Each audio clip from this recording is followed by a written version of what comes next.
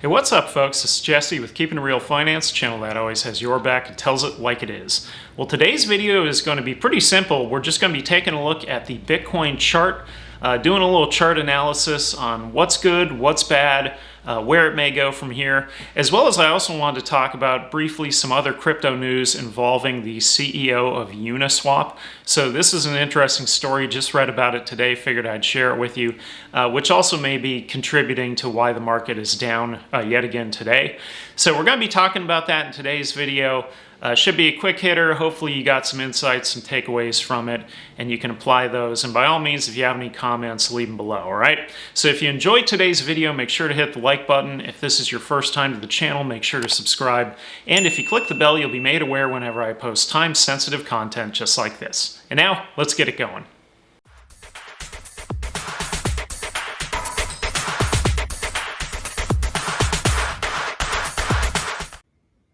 So I want to kick today's video off with a simple market update for what all is going on here.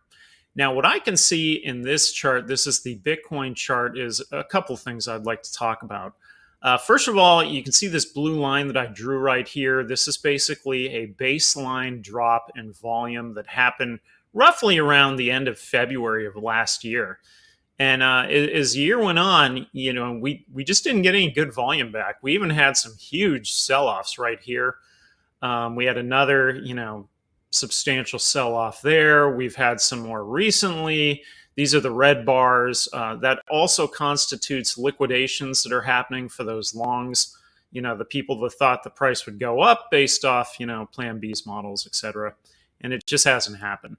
Now, we did have a move upward that started this summer, roughly in July, and went all the way until about the first week of November or so. So that was a good thing. But where we're at today, first of all, we have the red bars continue and no green volume, right? So even though some people are picking up Bitcoin at discounted price right now, we still have the red bars going on. It's kind of a fire sale at the moment. It's oversold. There's some different metrics that have shown that it's oversold. I've seen in a few different Twitter posts, and it keeps dropping further, all right?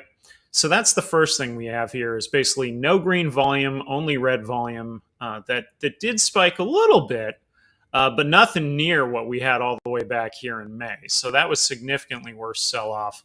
This is nothing like that, all right? Now, if looking at the RSI here, one thing that's positive that I see here is we're starting to bounce a little bit, which could be indicative of a bottom potentially happening right now. A negative thing, a bearish indicator, is the money outflow in the market cipher. So down here, you can see this red wave is the money outflow. And, it looked like it was lessening. Basically, it kind of peaked at about, January 7th. It looked like right around here. So about 10 days later that it was starting to lessen, and then it picked up again, right? So that's where this wave has dropped further. So, there's still money outflow happening that hasn't bottomed out yet. When it bottoms, it'll look kind of like it did over here. This was from roughly around May through August. And you can see it really does bottom out. And then you see it start to pick up a little bit, right? We've got this green line here that's indicative of money starting to flow in. We had the green line here, but then it just plummeted even further. So that was kind of a trick, right? Now, one thing that I do think is positive is it looks like this blue wave is right about bottoming out here. So that's a good thing in terms of letting us know that Bitcoin is oversold and that it could be coming back here in the near future. So I saw a post the other day, I think it was BTC Fuel on Twitter posted it, about he thought that the flippening could even happen in this next run-up. He thought in this cycle that we only had 2 out of the 4 waves, essentially the large buying impulses that happened, and we still needed another 2. So that's possible. The interesting thing, though, is I think the longer I'm in this, the more I want to shy away from what we think should happen based on the prior cycles, because all that is past data, right? And just look at what's happening right now. Now, when I think this could really turn around is if we start seeing some green volume spikes here in the chart. I do think that could start to happen as things bottom out. I don't know if it's going to go too much further from where it is now. But one thing I would like to say to all of you out there is look at these prices on the side here. So see, these are some of the different cryptos that I follow. I mean, they are down significantly, right? 17, 18%. Everything is red. It's, a bloodbath, etc., whatever. But what's really positive is some of your favorite cryptos are basically nearly the cheapest that they've been all year within a couple of years.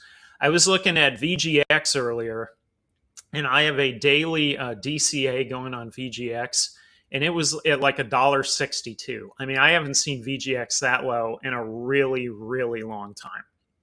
So the point here is that there's significant opportunity for anybody out there doing the DCA. That's what I continue to do. I continue to buy DOT. I continue to buy VGX. And I continue to buy Jasmy regularly. There's some other ones that I mentioned in my last video that I am going to sprinkle in there. Some Cadena, some KCS, Trace. There's multiple projects out there. I even saw a post this morning that said, basically just pick any project you want at this point, and you could have a huge return. Now, the one thing that I've been thinking about, just to kind of let you know, is I've been thinking about all the projects I'm holding and what their market caps are, and which ones have the greatest potential to bounce when this thing turns around. And so that's really what you want to focus on, is those low market cap gems that it's still a great project. Something like a Trias, right? I've got that one too. I'll probably be adding to that position as well. But there's many of them out there. Look for those lower market caps, because when this thing bounces, it's really going to go big. And so in the meantime, this is perfect. Personally, I hope it goes like this for another month, maybe longer. I will continue to accumulate, and I will continue to add to my bags, is what I'm doing, right? So anyway, that's it for today's video. Just want to make this one short and sweet with a little bit of a market update. By all means, if you got any questions or anything, post it in the comments. I'd be happy to review it. But this is what I'm seeing. And like I said, I really want to focus on what's going on in the present. Because the theme that kind of emerges the more I'm on CT is that everybody looks at past performance and says that it could be indicative of the future.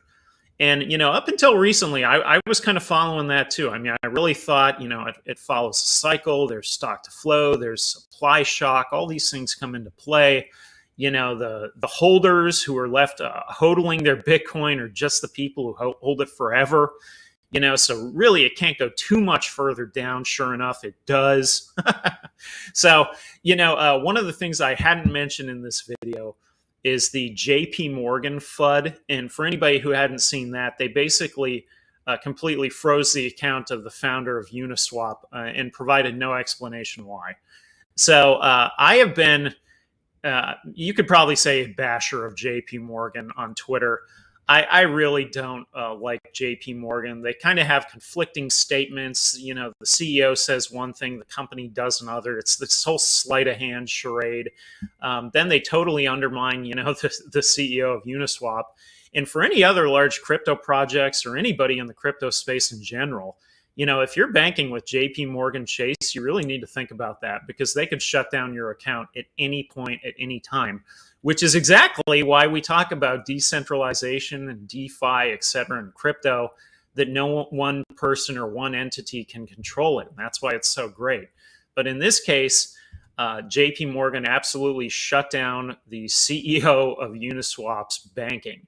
So it's sort of a personal thing, really kind of weird. And I don't really understand the reasoning why there. So the bottom line here is, with the chart, it's sort of a mixed bag at the moment. We've got two bearish indicators, in my view, the red bars and the money outflow. Both of those are bearish. But we've got two indicators that are starting to get a little more bullish, this RSI bottoming out and the bottoming out of this blue wave here in the market cipher. So, we could start to rebound a little bit soon. I think ultimately the volume will come back when the whales think it's low enough and they want to buy in at the bottom. So, Are we there yet? Maybe, maybe not. I don't know. Who knows? No one really knows, but we just need to look at the chart daily and see what to do. And I think personally, the DCA approach is the greatest way for you to have the greatest control in this market. And so that's exactly what I'm doing. And I hope it stays like this for a little while, because I will keep on accumulating while things are down. I will build to those positions. And when things go back up, it'll be absolutely awesome. So that's coming. Just stay tuned, right? Stay tuned. Don't get nervous. Don't panic sell. That's the last thing you can do, because you lose control. So there's a running joke on CT that people do these posts where they say, here's what I do and here's what you do. We're not the same, right? And this is kind of one of those, right? So here's what I do. I buy when it's red. I DCA. I pick up all kinds of things. What a new trader or the media would do is panic sell and lose all control. That's the last thing that I'm doing here. I'm just continuing to accumulate. So if you enjoyed today's video, make sure to hit the like button. Don't forget that I'm also on Twitter at KIR Finance, where you can find me tweeting and retweeting on a regular basis, so check me out there. And for a friendly reminder, this is Jesse with Keeping It Real Finance, the channel that always has your back and tells it like it is, and I will see you on the next one. Later.